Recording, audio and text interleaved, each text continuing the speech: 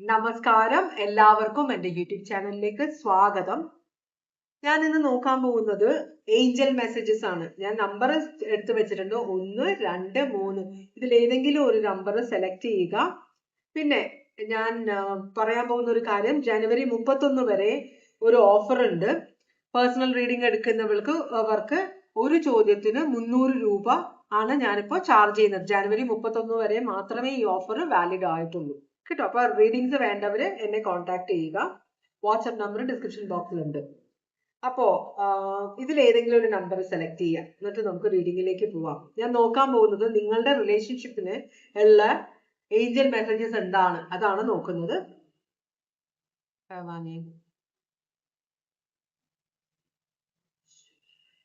അപ്പൊ നമുക്ക് 2ഉം 3ഉം മാറ്റി 1ഉം മാറ്റി ഒന്നാമത്തെ കാർഡ് സെലക്ട് ചെയ്തവർക്ക് വേണ്ടിയിട്ടുള്ള ഏഞ്ചൽ മെസ്സേജസ് എന്താണെന്ന് നോക്കാം.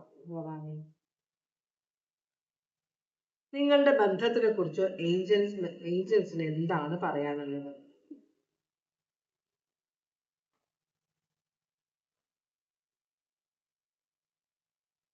ജനറൽ റീഡിംഗ് ആണ്, എല്ലാവർക്കും റെസനേറ്റ് ചെയ്യില്ല കേട്ടോ. പേഴ്സണൽ റീഡിംഗ് വേണമെന്നുള്ളവര് വാട്സ്ആപ്പ് നമ്പർ ഡിസ്ക്രിപ്ഷൻ ബോക്സിൽ ഇട്ടിട്ടുണ്ട്, കോൺടാക്ട് ചെയ്യാം.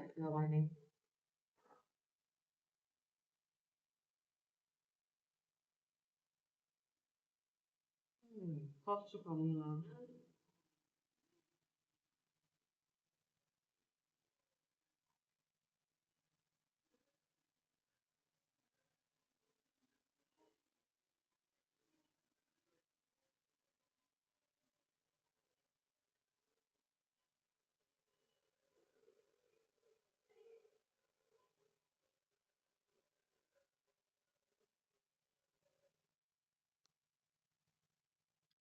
ഒന്നാമത്തെ നമ്പർ ഉള്ളവർക്ക് വന്നിരിക്കുന്ന കാർഡ്സ് എന്ന് പറഞ്ഞു കഴിഞ്ഞാല് ഇതിന് കുറച്ചൊരു പ്രശ്നമുള്ള ഒരു സിറ്റുവേഷൻ ആണ്.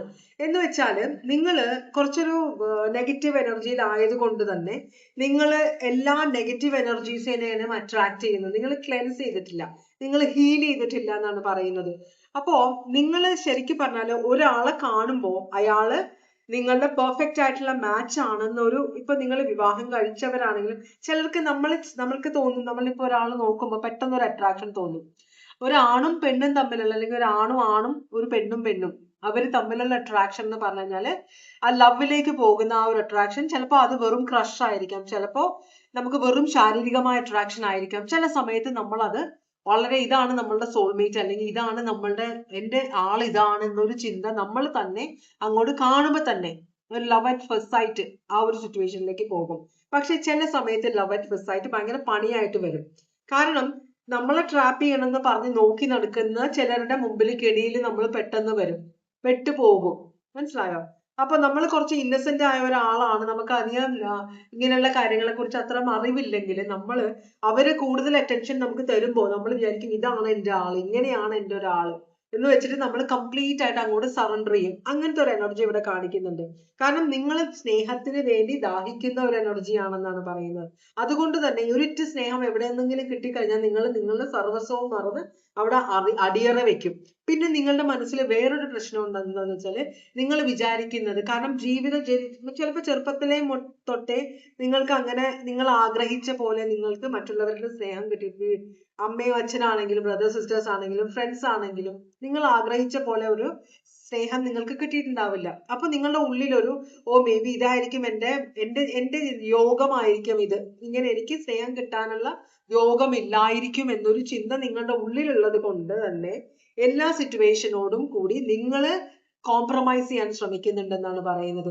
അപ്പൊ നെഗറ്റീവായ ആളുകൾ നിങ്ങളുടെ ജീവിതത്തിൽ വരുമ്പോഴും അവര് സ്നേഹമാണ് തരുന്നതെന്ന് ചിന്തിച്ച് നിങ്ങൾ അവരുടെ എല്ലാ സിറ്റുവേഷനും വേണ്ടിയിട്ട് നിങ്ങൾ കോംപ്രമൈസ് ചെയ്യുന്നുണ്ട്. അത് നിങ്ങൾക്ക് പണിയായിട്ട് വരുന്നുണ്ട്. അപ്പൊ അത് വേണ്ടാന്നാണ് യൂണിവേഴ്സ് പറയുന്നത് നിങ്ങളോട്. ഇപ്പൊ നിങ്ങളുടെ ജീവിതത്തിലുള്ള ഈ വ്യക്തി ചിലപ്പോ എന്ന് വെച്ചാൽ ഇതിനകത്ത് റെഡ് ഫ്ലാഗ്സ് ഉണ്ടെന്നാണ് പറയുന്നത്. ചിലപ്പോ ഈ വ്യക്തി ഓൾറെഡി മാരീഡ് ആയിരിക്കാം. ആ വ്യക്തിയെ ഉപേക്ഷിച്ച്, ആ വ്യക്തിയുടെ ഫാമിലിയിൽ ഇപ്പൊ കറന്റ് ആയിട്ടുള്ള ആരാണുള്ളത് അവരെ ഉപേക്ഷിച്ചിട്ട് നിങ്ങളെ വിവാഹം കഴിക്കാം, അല്ലെങ്കിൽ നിങ്ങളെ വിവാഹം കഴിക്കും എന്ന് നിങ്ങൾ ചിന്തിക്കുന്നുണ്ട്. ചിലപ്പോ ആ വ്യക്തി അതുപോലും പറഞ്ഞിട്ടുണ്ടാവില്ല. മനസ്സിലായോ? കണ്ടോ, ഫാമിലി. അപ്പൊ നിങ്ങളുടെ അവരുടെ ഫാമിലിയിൽ ചിലർ എങ്ങനെയാന്ന് വെച്ചാല് ഫാമിലി ഭർത്താവുമായിട്ട് പ്രശ്നം ഉണ്ടാവുമ്പോ ഭാര്യ ചിലപ്പോ ചുറ്റുമുള്ളവരെ നോക്കിയിട്ട് അവരിൽ ഏതെങ്കിലും ടൈം പാസിന് വേണ്ടി ആരോടെങ്കിലും കണക്ഷൻ വെക്കും. അതുപോലെ തന്നെ ഭാര്യയുമായിട്ട് പ്രശ്നമുള്ളപ്പോ ഭർത്താവ് അതൊക്കെ ഇങ്ങനെ ഒരു കാര്യം ചെയ്യും. പക്ഷെ അതൊക്കെ നൈമിഷികമാണ്, ടെമ്പററി ആണ്. അവരാരും ലീഗലായിട്ട് മാരീഡ് ആയിട്ടുള്ള ഒരാളെ വളരെ റെയർ ആയിട്ട്, വളരെ വിരളമായിട്ട് അവരെ ആ ലീഗലായിട്ടുള്ള പാർട്ട്ണറെ ഉപേക്ഷിച്ചിട്ട് അവര് നിങ്ങളെ സ്വീകരിക്കുക എന്നത് വളരെ വിരളമായ ഒരു കാര്യമാണ്. അപ്പൊ നിങ്ങൾക്ക് അങ്ങനെ ആരെങ്കിലും വാക്ക് തന്നിട്ടുണ്ടെങ്കിൽ, ഇപ്പൊ നിങ്ങളുടെ ജീവിതത്തിലുള്ള ഈ വ്യക്തി വാക്ക് തന്നിട്ടുണ്ടെങ്കിലും വാക്ക് തന്നിട്ടില്ലെങ്കിൽ നിങ്ങൾ അത് പ്രതീക്ഷിക്കുന്നുണ്ടെങ്കിൽ, ഓ ഇതൊക്കെയാണ് എനിക്ക് പറഞ്ഞിട്ടുള്ളത് എന്നൊരു ചിന്തയാണ് നിങ്ങളുടെ മനസ്സിലുണ്ടെങ്കിൽ യൂണിവേഴ്സ് പറയുന്നത് നിങ്ങളൊന്ന് ക്ലെൻസ് ചെയ്യുക, ഹീൽ ചെയ്യുക. മനസ്സിലായോ? നിങ്ങളുടെ ജീവിതത്തിലേക്ക് നല്ല കാര്യങ്ങൾ വരുന്നുണ്ട്. അപ്പൊ നിങ്ങൾ ഇങ്ങനെ ഒരു എനർജിയിൽ നിൽക്കുമ്പോൾ നിങ്ങൾ അട്രാക്ട് ചെയ്യുന്നത് മുഴുവൻ ഇങ്ങനത്തെ എനർജികളെയാണ്. അപ്പൊ ഈ എനർജി നിങ്ങൾ ക്ലെൻസ് ചെയ്ത് കഴിയുമ്പോൾ നിങ്ങളുടെ എനർജി പ്യുവർ ആവുമ്പോൾ, പോസിറ്റീവ് ആയിട്ടുള്ള ആളുകൾ നിങ്ങളുടെ ജീവിതത്തിലേക്ക് വരും.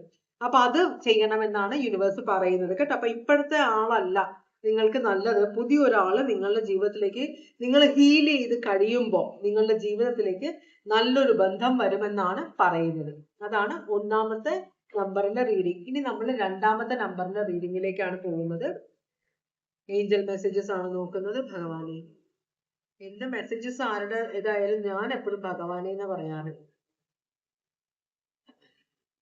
അപ്പോ ഏഞ്ചൽ മെസ്സേജസ് എന്താണ് നിങ്ങളോട് പറയുന്നതെന്ന് നമുക്ക് നോക്കാം, നിങ്ങളുടെ ഇപ്പോഴത്തെ ബന്ധത്തിനെ കുറിച്ച് കേട്ടോ.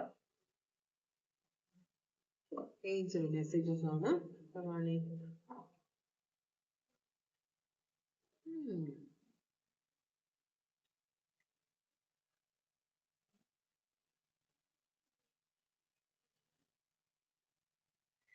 ഇത് രണ്ടാം വിവാഹമോ മൂന്നാം വിവാഹമോ വല്ലതുമാണോ? നിങ്ങളൊരു കല്യാണം കഴിച്ചിട്ടുണ്ട്.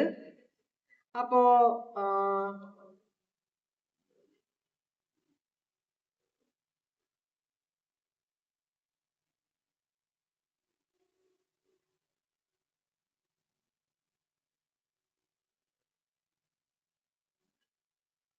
ഓക്കെ.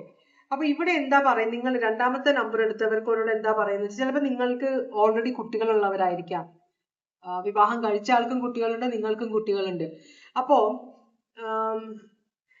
പക്ഷേ ഈ കുട്ടികളുമായിട്ട് നിങ്ങളുടെ എക്സ് ആണ് കുട്ടികളുടെ അച്ഛൻ അല്ലെങ്കിൽ അമ്മ എങ്കിൽ അവരുമായിട്ടുള്ള ആ ഒരു ടെൻഷൻ, കുട്ടികളുടെ ചിലപ്പോൾ ഇവിടെ ഇപ്പൊ ഒരു ഡിവോഴ്സ് കഴിഞ്ഞേ ഉണ്ടാവുള്ളൂ.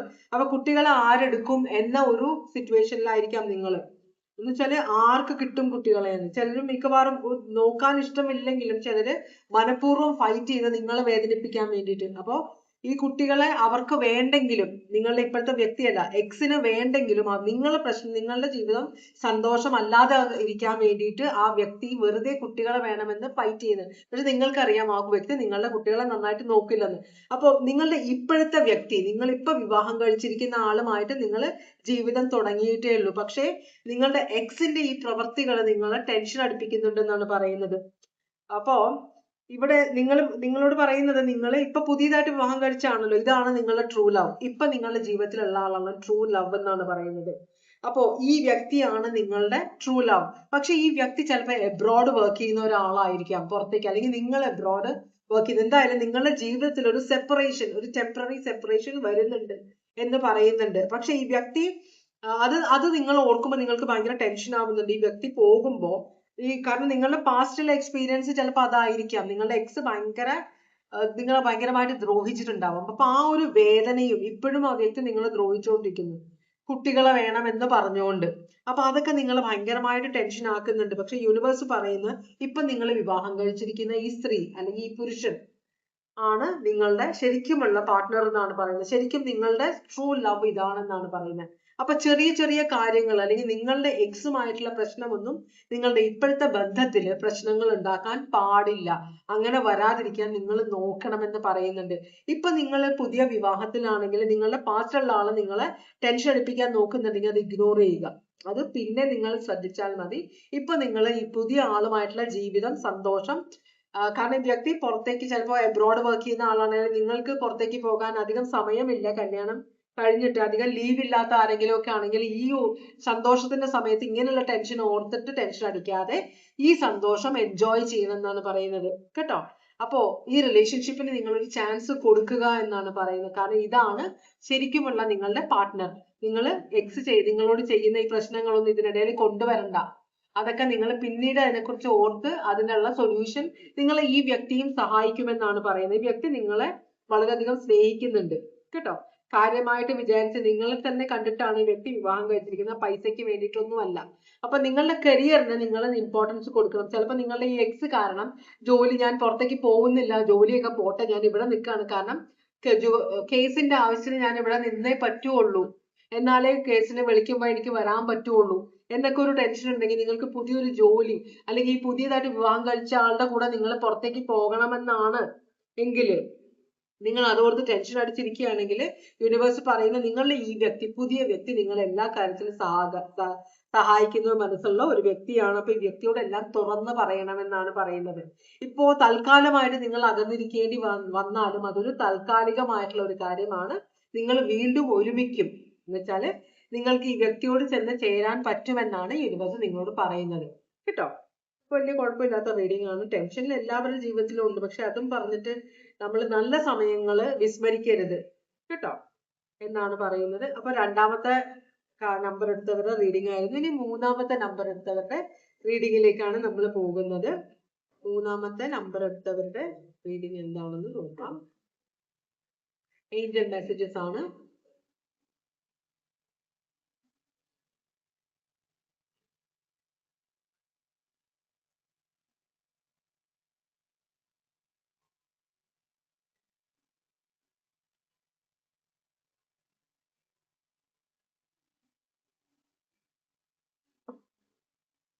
നിങ്ങളുടെ ജീവിതത്തിലേക്ക് ഒരു ന്യൂ ലവ് വരുന്നുണ്ട്. അത് നിങ്ങളുടെ സോൾമേറ്റ് ആണെന്നാണ് പറയുന്നത്. അപ്പൊ നിങ്ങളുടെ കൂടെയുള്ള ആളായിരിക്കില്ല. ഓക്കെ. അപ്പൊ നിങ്ങളുടെ കൂടെ ഇപ്പോ നിങ്ങളുമായിട്ട് ഫ്ലേർട്ട് ചെയ്യുന്ന ഒരാള്, നിങ്ങൾക്ക് ക്രഷ് ഉള്ള ആരോ ഒരാള് നിങ്ങളുടെ ജീവിതത്തിൽ ഇപ്പൊ ഉണ്ട് കേട്ടോ. അപ്പോ പക്ഷെ ഇതിനധികം ഫ്യൂച്ചർ ഉണ്ടാവില്ല എന്നാണ് പറയുന്നത്. കാരണം നിങ്ങളുടെ സോൾമേറ്റ് നിങ്ങളുടെ ജീവിതത്തിലേക്ക് വരാൻ വേണ്ടി വെയിറ്റ് ചെയ്യുന്നുണ്ട്. അപ്പൊ ഈ വ്യക്തി വന്ന് കേറാൻ പോകുന്നേ ഉള്ളൂ. ഇനി വരുന്ന പുതിയതായിട്ട് വരുന്ന ആള് ഇപ്പൊ ഉള്ള ആളല്ല. അപ്പൊ ഈ വ്യക്തിയെ കണ്ട് നിങ്ങൾക്ക് ഇഷ്ടമായിട്ടുണ്ടാവും, നിങ്ങൾ പതുക്കെ സംസാരിച്ച് തുടങ്ങിയിട്ടുണ്ടാവാം. പക്ഷേ അതുപോലെ തന്നെ മെസ്സേജസ്, രാത്രി വിളി, ഫോൺ വിളി, അതും ഇതൊക്കെ ഉണ്ട്. പക്ഷെ ഇതല്ല നിങ്ങളുടെ പാർട്ട്ണർ എന്നാണ്, ഇതല്ല നിങ്ങളുടെ സോൾമേറ്റ് എന്നാണ് പറയുന്നത്. ഇവിടെ ഇപ്പൊ ഉള്ള ഈ ബന്ധത്തിന് ഫ്യൂച്ചർ ഇല്ല. പക്ഷെ നിങ്ങൾ കുറച്ച് വെയിറ്റ് ചെയ്താല് നിങ്ങളെ ന്യൂ ലവ് വരുന്നുണ്ട് എന്നാണ് പറയുന്നത്. ചിലപ്പോ ഓൾറെഡി നിങ്ങളുടെ ജീവിതത്തിലേക്ക് ഈ വ്യക്തി വന്നിട്ടുണ്ടാവും. പക്ഷെ ഇപ്പൊ ഉള്ള ഇപ്പൊ ഉള്ള ഈ ബന്ധമുള്ളത് കൊണ്ട് നിങ്ങൾക്ക് നിങ്ങളുടെ ശരിക്കുമുള്ള സോൾമേറ്റിനെ നിങ്ങൾക്ക് കണ്ടിട്ട് മനസ്സിലാകുന്നില്ലായിരിക്കാം. മനസ്സിലായി എന്നാണ് പറയുന്നത്. പുതിയത് വന്നേക്കുന്ന ആളാണ്, വരുന്ന ആള്, വന്നിട്ടില്ലെങ്കിൽ വരുന്ന ആള്, അല്ലെങ്കിൽ ഓൾറെഡി നിങ്ങളുടെ ജീവിതത്തിലേക്ക് നിങ്ങളെ ദൂരെ നിന്ന് വീക്ഷിക്കുന്ന ഒരാള്, നിങ്ങളും ചെറുതായിട്ട് അവരെ ശ്രദ്ധിക്കുന്നുണ്ട്. പക്ഷെ ഇപ്പൊ നിങ്ങളുടെ ജീവിതത്തിൽ വേറൊരാളുണ്ട്, അയാളല്ല നിങ്ങളുടെ സോൾമേറ്റ് എന്നാണ് പറയുന്നത്. നിങ്ങൾക്കൊരു തീരുമാനം എടുക്കാൻ ഇയാളുണ്ട് എന്ന് പറഞ്ഞിട്ട് നിങ്ങൾ ഇരിക്കുകയാണ്, ഇതിലാരെ ഞാൻ ചൂസ് ചെയ്യും എന്നോ ഒരു ടെൻഷനിലാണ് നിങ്ങളെങ്കിൽ നിങ്ങളുടെ ഫ്രണ്ട്സിനോട് ഹെൽപ്പ് ചെയ്യാൻ പറയണം എന്നാണ് പറയുന്നത്. മനസ്സിലായോ? അപ്പോ നിങ്ങൾക്ക് കണ്ടുപിടിക്കാൻ പറ്റുന്നില്ല ആരാണ് ശരിക്കും നിങ്ങളെ സ്നേഹിക്കുന്നത്, നിങ്ങളുടെ ബെസ്റ്റ് ആരാണെന്ന് നിങ്ങൾക്ക് കണ്ടുപിടിക്കാൻ പറ്റുന്നില്ല എന്നാണ് പറയുന്നത്. അപ്പൊ അതില് നിങ്ങളുടെ ഫ്രണ്ടിനെ നിങ്ങളെ ഹെൽപ്പ് ചെയ്യാൻ പറ്റുമെന്നാണ് പറയുന്നത്. ചിലപ്പോ നിങ്ങൾ കൂടുതൽ അറ്റൻഷൻ കൊടുക്കുന്ന ആളായിരിക്കില്ല നിങ്ങൾക്ക് പെർഫെക്റ്റ്. മനസ്സിലായോ? ഒരു ന്യൂ ലവ് ആണെന്നാണ് പറയുന്നത്. അപ്പോ എന്ന് വെച്ചാല് ഇപ്പൊ ഉള്ള ആളല്ല, ബന്ധത്തിലുള്ള ആളല്ല എന്നാണ്. ഇപ്പൊ ഇന്നലെ പരിചയപ്പെട്ട ആളാണെങ്കിലും ആ ഒരാളല്ല, ചിലപ്പോ നാളെ വരുന്ന ഒരാളായിരിക്കാം നിങ്ങളുടെ ശരിക്കുമുള്ള ആള്, ശരിക്കുമുള്ള പേഴ്സൺ. അത് നിങ്ങൾക്ക് തീരുമാനിക്കാനായിട്ട് ബുദ്ധിമുട്ട്. കാരണം ചില സമയത്ത് നമുക്ക് കൺഫ്യൂഷൻ ആവും, ഇയാൾ കൊള്ളാം, ഇയാൾക്ക് ഇങ്ങനെ ഇങ്ങനെ ഇങ്ങനെ എന്നോട് ഇങ്ങനെ സംസാരിക്കുന്നുണ്ട്, എന്നെ ഇഷ്ടപ്പെട്ട 3 പേരുണ്ട് എൻ്റെ അടുത്ത് ജീവിതത്തിൽ, ഇതിൽ ആരാണ് ബെസ്റ്റ് എന്ന് എനിക്ക് റീഡിങ് വരാറുണ്ട്. അപ്പൊ അതുപോലൊരു സിറ്റുവേഷൻ ആണ് ഞാൻ ഇവിടെ കാണുന്നത്. അതുകൊണ്ടാണ് യൂണിവേഴ്സ് പറഞ്ഞത് നിങ്ങൾക്ക് കൺഫ്യൂഷൻ ഉണ്ടെങ്കിൽ നിങ്ങളുടെ ഫ്രണ്ട്സിനോട് പറയാം നിങ്ങളെ ഹെൽപ്പ് ചെയ്യാൻ. അവർക്ക് നിങ്ങളെ ഹെൽപ്പ് ചെയ്യാൻ പറ്റുമെന്നാണ് പറയുന്നത്. എന്തായാലും പുതിയ ഒരാളാണ്, അതും സോൾമേറ്റ് ആണ് വരുന്നത്. മനസ്സിലായി? അപ്പൊ ഇതിൽ ഈ നമുക്കങ്ങനെ 1, 2, 3 സെലക്ട് ഇതൊക്കെ എടുക്കാൻ പറ്റില്ലല്ലോ, ടോസ് ഇട്ടൊന്നും തീരുമാനിക്കാൻ പറ്റില്ല. അപ്പൊ നിങ്ങൾ മൊത്തത്തിൽ കൺഫ്യൂഷനിലാണെന്നാണ് പറയുന്നത് ഇതിൽ ഏതാളെ ചൂസ് ചെയ്യണമെന്ന്. അപ്പൊ ഫ്രണ്ട്സിനോട് ഹെൽപ്പ് ചോദിക്കാനാണ് പറയുന്നത്. ഫ്രണ്ട്സ് പറയും നിങ്ങൾക്ക് ഏത് പേഴ്സൺ ആണ് നിങ്ങൾക്ക് ഏറ്റവും ബെസ്റ്റ് എന്ന്. കേട്ടോ, അത് കൊള്ളാം, നന്നായിട്ടുണ്ട്. ഓക്കെ, അപ്പോൾ ഇതൊരു നല്ല റീഡിംഗ് ആയിരുന്നു. ഫ്രണ്ട്സിനോട് ചോദിക്കുക, നിങ്ങൾക്ക് കൺഫ്യൂഷൻ മാറിക്കിട്ടും. അപ്പൊ ഇതാണ് ഇന്നത്തെ റീഡിംഗ്. ഓക്കെ, അപ്പൊ ഇനി വേറൊരു റീഡിംഗുമായിട്ട് വീണ്ടും വരാം. ഇതുവരെ എന്റെ റീഡിംഗ് കണ്ടുകൊണ്ടിരുന്ന എല്ലാവർക്കും വളരെയധികം നന്ദി. എല്ലാവർക്കും ഭഗവാൻ സന്തോഷവും സമാധാനവും സംതൃപ്തിയും സമൃദ്ധിയുമായ ഒരു ആരോഗ്യ സൗഖ്യവും അറിഞ്ഞ് അനുഗ്രഹിച്ചു തരാൻ ഇടയാകട്ടെ എന്ന് ആശംസിക്കുന്നു. എല്ലാവരും സേഫ് ആയിട്ടിരിക്കുക. Take care. Bye bye.